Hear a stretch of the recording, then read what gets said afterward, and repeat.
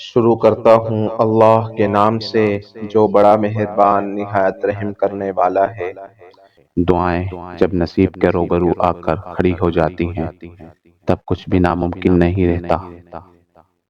جیسے ہمارا رب ہمیں سجدے سے پہلے دعا کرنا سکھاتا ہے، ویسے ہی وہ ہمارے مانگنے سے پہلے ہی قبولیت کا وسیلہ بنا دیتا ہے۔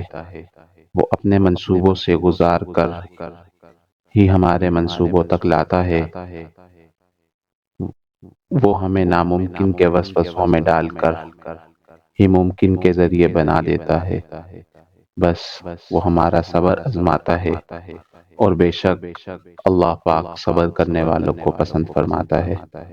دعا گو بندہ محمد معین الدین۔ السلام علیکم ورحمۃ اللہ وبرکاتہ۔ اسی طرح کے اور دعا اور احادیث کو سننے کے لیے ہمارے چینل کو سبسکرائب کیجیے۔